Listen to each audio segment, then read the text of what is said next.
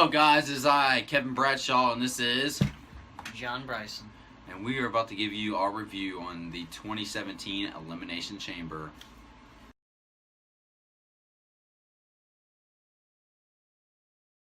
And so, guys, Elimination Chamber was a great pay-per-view, honestly. Just like most SmackDown pay-per-views have been. SmackDown has been not just exceeding at weekly television shows, but they've exceeded at pay-per-views because it's just like their television shows. It's entertaining. It has a good pace, good decisions made. Unlike Raw, Raw is very boring to watch. Correct. Yeah. So, we're going to start off with the pre-show match that me and him both did not watch the full thing, but we're going to have to review it anyway. So the first match, as you can tell right here, is Mojo versus Kurt Hawkins in the pre-show kickoff match. The battle between the Zack Ryder tag team partners. Yes. I would have to say that match was not as good, and I don't understand why they had the match. Kickoff filler. That they had no reason to fight each other. So I'm going to have to give that a 3 out of 10, and it's a thumb down. I was on the way to his house while the match was going on, so I can't really give it a rating. But it does seem like a dumb match to make, so, they needed a match for the pre-show, because they're pre-show worthy. Kurt Hawkins is the SmackDown jobber. Yeah. And so I think he lost. I will have to make sure. I'm assuming, because they pushed Mojo for some reason. Yes. Yeah. So thumbs down. What do you give it? 0 out of 10, because I didn't see it. Alright. We move on to the main card. Yes, main card, and we start off with a women's match. They had 3 tonight, so you can expect some really good matches out of these. So Becky versus Nicky was a spectacular match. I loved it. I personally thought Mickey should have gone over. Now, I know Mickey is a legend, and usually when they bring legends back for these type of schedules, they usually put others over, like what Jericho's done. But, she did just come back and she lost to Asuka, so I feel like this could have been a good win to start her off, give her some momentum, some credibility, and then later on she can put more people over. But it was still a very good match, very talented woman, so. I think Mickey won with a roll-up. No, Becky won. Becky won with a roll-up? Yeah, Becky. Oh, yeah, Becky did win. That's why I was just saying. Oh, yeah, you're right. Becky should have won. No, Becky should have got the win when she did, because it solidifies her still as probably SmackDown's #1 girl, or women wrestler, and she needs a little bit more momentum going into WrestleMania, the road to WrestleMania, and so giving her the win over a veteran puts her up there a bit. So I give the match 6 out of 10 and a thumbs up. I give it maybe 2 thumbs up, 1.5. 2 Batista thumbs up. Yeah. I'll give it a 7.5 out of 10. That was pretty good. I think it was personally my favorite match of all the women's matches tonight. Alright, so the next match after that. Next up, we had the handicap face versus heel match, which was one of the oddest matches I've ever seen in my life, where there was 2 faces against a heel. Dolph Ziggler versus Kalisto and Apollo Crews, which for the first half was just a one-on-one match. Yes, because Dolph Ziggler took out Kalisto, and I think that was pretty smart, being a heel, taking out the advantage to where it was just a one-on-one match, and that also gave Apollo time to show off a bit of what he can do. I think this is a good idea to have Dolph heel. He's been needing this heel turn for a while, for more than 2 years probably. And I think to have him feud with Apollo is a good start, because Apollo needs some sort of exposure, because he hasn't been used well since coming up to the main roster. And he's still under a glass ceiling, but I think this is a good start, for both heel Ziggler and upcoming Apollo Crews. Dolph loses, obviously. I think he should have won, because, again, kind of like what I said with Mickey, he just became a heel, so I feel like this needs to give him some credit as a heel. Otherwise, it's just going to look like he can't win heel or face. No, he needed to just give it up to the new guys, give them a win, because what is he doing, obviously? Yeah, but at the same time, the beatdown he gave to them afterwards was a good spot. The crowd really liked it, and I really liked it. I think that was good, that he capitalized on that loss rather than just taking it. So that was a plus. So all in all, Apollo and Kalisto win, which was pretty cool. The ending was awesome. I think He hit his spinning. It was almost like a Blue Thunder bomb. Power bomb. It's like he had him in a Sato suplex position And then turned threw into a him. power bomb. That was cool. Yeah, the match, I'll give that a 6 out of 10 and a thumb up. 7 out of 10. All right. We have the tag turmoil match where they had about. They had the Ascension, Slater and Rhino, Usos, Breezango, Vaudevillains, and the defending tag champs American Alpha. I really liked this match. The Alpha, yes, that was a great match, but Alpha, they're supposed to be this really great team. They said they're going to defeat everyone on the roster. They came in halfway when 2 teams were already eliminated, and then they won the rest. But a cool spot they did in the match was Usos, after they got eliminated by the American Alpha, they attacked Chad Gable and Jason Jordan and made it look like they were about to lose the title. At that moment, I think me and you can both agree that we thought the Ascension was actually going to win. Yes, which I kind of felt that was they something would. I definitely didn't want. You know, I mean, I like the Ascension. I think, you know, I feel bad for how they're used. But this is not the right time. They still haven't... Again, they're under a glass ceiling, a very big glass ceiling. But we were close to thinking that they were going to win, but they didn't. American Alpha retained. But I like the outcome. They won, and it made a lot of people think that the Ascension was going to win the tag titles. Yeah, and it gave sort of the whole tag division as a whole a little more credibility, you know, because right now, really the only main team you have is Alpha, because the Wyatt split up. The Usos, they've been out for a little while. Now they're kind of getting back and getting their heel heat. Ever since Slater and Rhino lost the titles, they've just been kind of irrelevant. Which I think is sad, because they're both really good. They both got extremely over, especially Slater. And then, of course, for the Ascension and Breezango and Vaudevillains, they've been treated like jobbers the whole career. So I think this gave them a good bit of exposure. Give this match a 7.5. I give it an 8 and 2 thumbs up.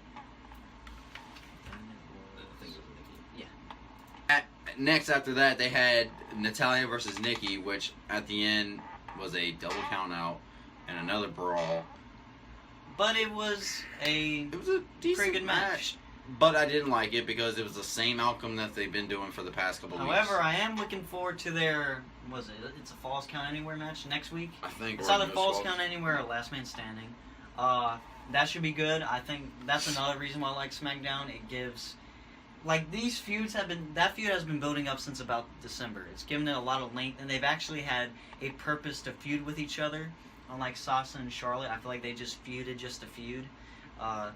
So I really like this feud. I like it the way it's been built. It's developed a lot, and I think when it comes to blows next week, it'll be good. They're making it pretty personal, and that's a good way to get people drawn into it, because they're bringing in, like, John, Nikki's relationship with John, and exploiting that, and I think that's pretty cool, even if they're friends outside of WWE and kayfabe.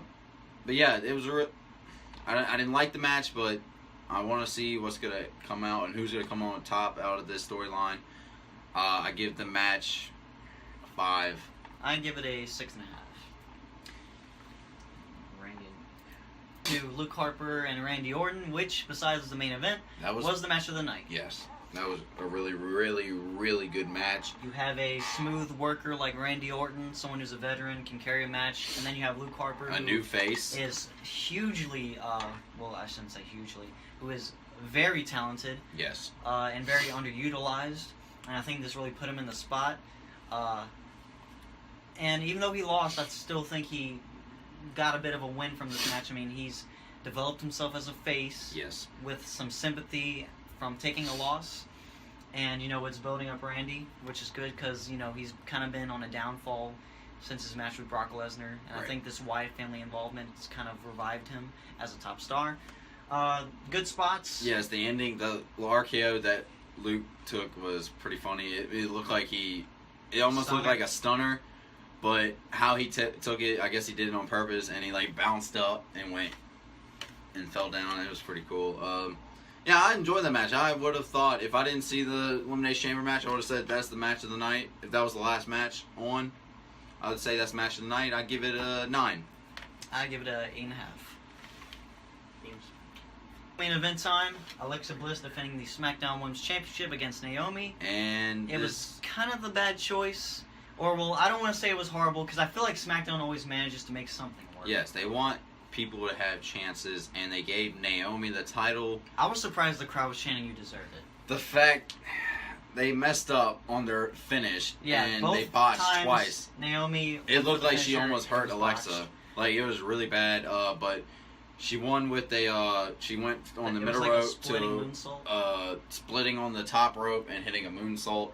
But she hit Alexa twice on, like, the leg area, not whatever. But the first time around, Alexa was too far away, and she tried to roll into it, and she could have hurt herself really bad. And the second time, kind of the same situation, so they hit her legs instead. But it was good. The crowd was into it. Yeah, I still think Alexa would have been the better choice. She has been gaining a lot of momentum as a heel and as a new face to the women's division, and she's really young, so she can really go. Naomi, I think, is a great worker. I think she's done a lot better for herself ever since she got out of the Funkadactyl gimmick.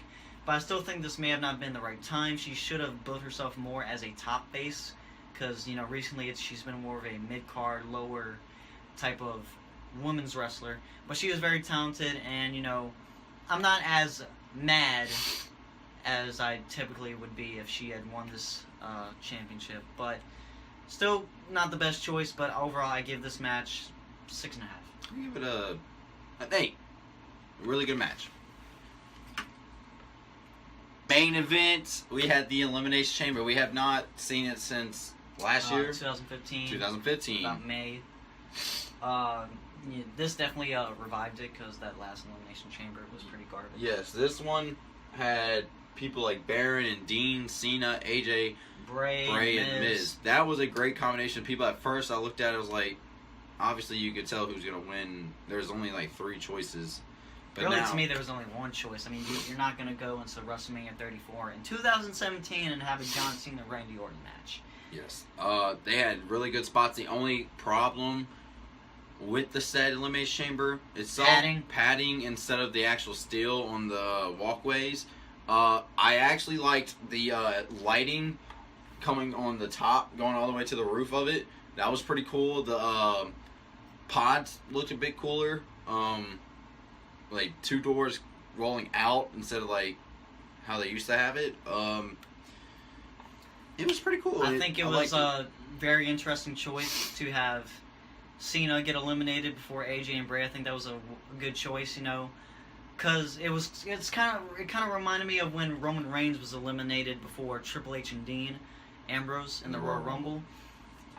It gave AJ might win, because AJ and Randy's a pretty original match, and plus AJ it seems like he's still involved in the title picture somehow, even though the rumor is he's supposed to be fighting Shane, which is a bad choice. Exactly. He took some nasty spots, like when they're on top of one of the pods, and there's glass there now, like plexiglass, and he was legit not putting a hand over it or anything. He was hitting his head on the glass, and I was like, oh shit. And Bray Wyatt is the man, not just because he won this match, but he eliminated Cena, he eliminated AJ, he was doing very well in this match. All of them did very well, including Baron. And Baron looked really awesome. And Ambrose, very smart way to start a feud with them for the Intercontinental title, and I can see Baron winning, which I think would be a good choice to build a new talent. Yes. Very smart way to build that up. Bray Wyatt is now the champion, which is 3 years overdone. Yes, they should have done it a long time ago, but I'm glad that he's now a champion. He rightfully deserves it. He's been there for a long, long time, and it's been sitting there waiting for him. Yeah. So overall, this match, the match, I give a 9.5. Give it a 9.75, and then overall, I'll give it a 8.7 out of 10. The whole show. I'm gonna do a letter grade. I will give this show a A-. I'll give it an A. Thank y'all. I know this is coming out pretty late. This should be up after Bitching with Bryson will be up. We will also be making our very first show about me. I'm going to be making a show on here about how I'm going to watch an old video of a match. Say our first one's going to be from this DVD, the Making of a Champion, Adam Cole, and we're going to look over his match against Jay Lethal at All-Star Extravaganza 5, and it was in the World Title Tournament, and this was when he was fixing to become the best heel ever in ROH. So we're going to review that, and I hope y'all will enjoy it. And now that I'm thinking about it, if y'all, some DGW fans are there, I have never made any other copies of this shirt. But if you want a shirt, let me know down in the description or in the comments, and then I'll see about making them maybe for a limited time and see how that goes. And if it goes well, maybe I'll make some more. And maybe we'll make some John Bryson shirts. So just let us know, leave a comment, like, subscribe, and we'll see y'all later. Peace!